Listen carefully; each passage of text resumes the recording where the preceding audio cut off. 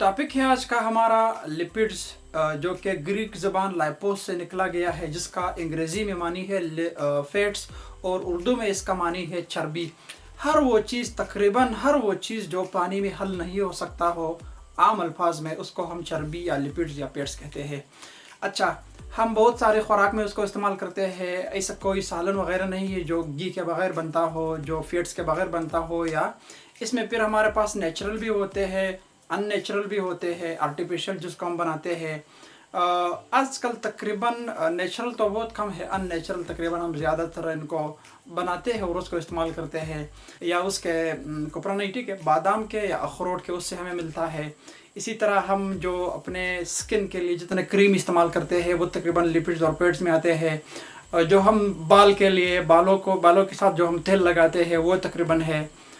शेव के जो क्रीम आते हैं, इसी तरह हम बहुत ज़्यादा हेयर के जितने भी प्रोडक्ट्स है, और विटामिन ए, डी, ई, के, ये तकरीबन सारे हमारे पास लिपिड्स की कैटेगरी में आते हैं। और जितने किस्म के हार्मोन्स होते हैं, हार्मोन्स वो भी तकरीबन लिपिड्स ही में आते हैं। हम रोज़मर्रा की बुनियाद पर मोमबत्तियाँ इस्तेमाल करते हैं और दीगर चीज़ें इस्तेमाल करते हैं, ये सारे हमारे पास लिपिड्स के, जो मैंने आप लोगों को वही एग्जांपल दिए जो हम रोज़मर्रा की बुनियाद पर उनको इस्तेमाल करते हैं।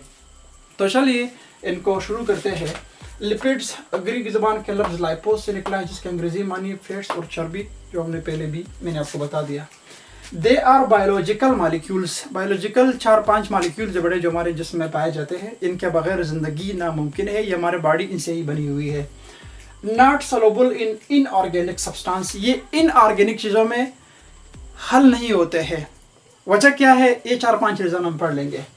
इसी तरह सॉल्युबल इन ऑर्गेनिक सॉल्वेंट, ये ऑर्गेनिक सॉल्वेंट में हमारे साथ सॉल्युबल है, जैसे कि बेंजीन है, ईथर है, अल्कोहल, इनमें ये जो है हल पजीर है, हल हो सकते हैं।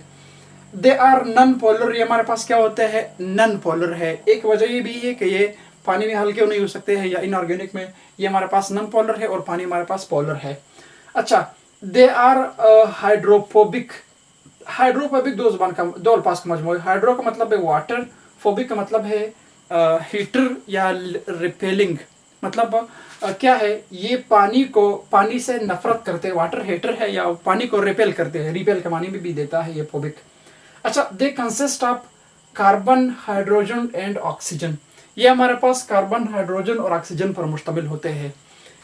ये हल क्यों नहीं होते हैं, सबसे बड़ा वजह यह है कि इसमें ऑक्सीजन की कमी होती है। ऑक्सीजन बहुत इंपॉर्टेंट होते हैं। They produce double energy as compare to carbohydrate.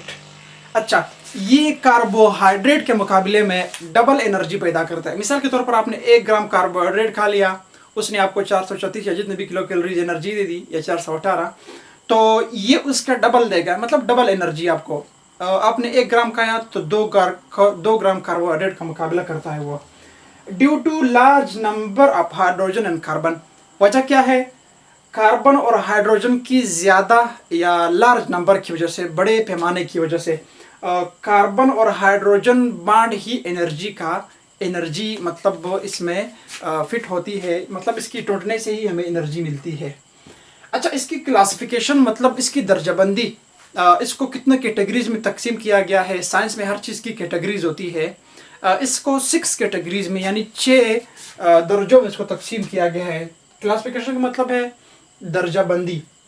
एक हमारे पास इसाइल ग्लाइसरोल है, दूसरा हमारे पास फॉस्फोलिपिड्स है, उसके बाद स्टीरॉइड्स है, स्टीरॉइड्स के बाद हमारे पास टर्पिन है और वैक्स है, इसी तरह प्रोस्टाग्लैंडिन है।